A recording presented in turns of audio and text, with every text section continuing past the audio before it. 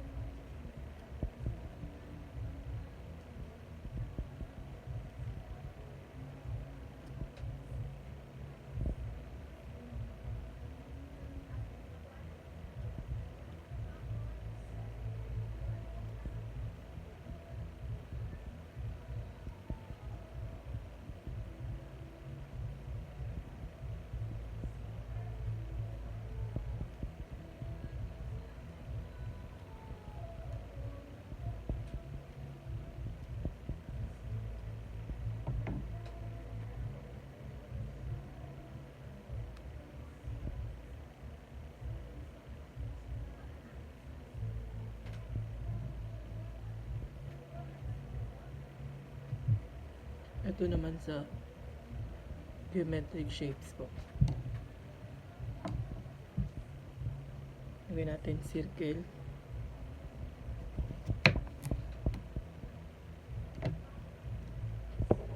Hi! Ito, circle. Tapos triangle.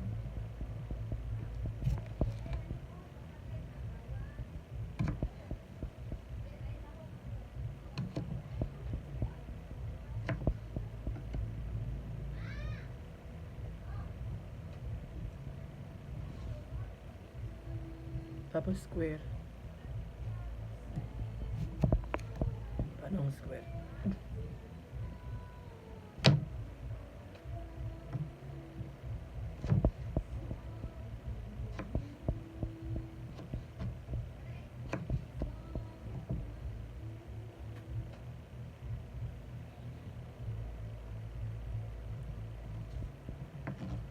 Tapos rectangle.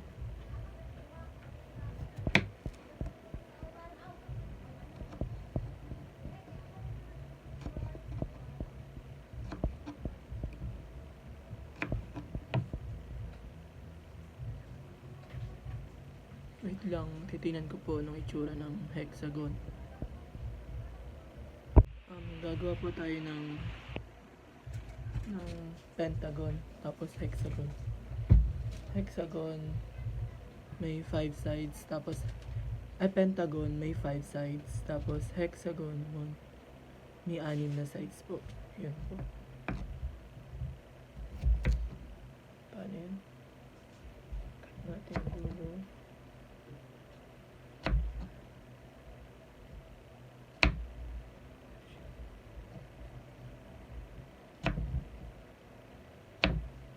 Ano? Mali.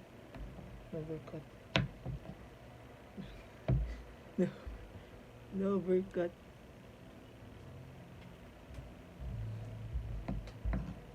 Tapos hexagon.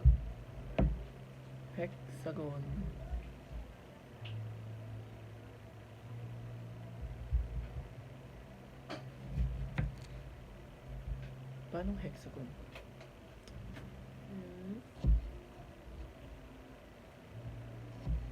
Tapos ganun.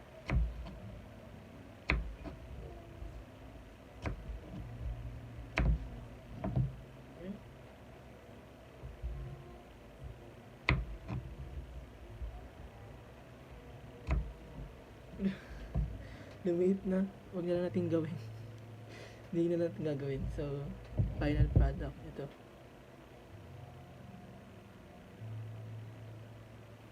Wait lang. Wait lang po.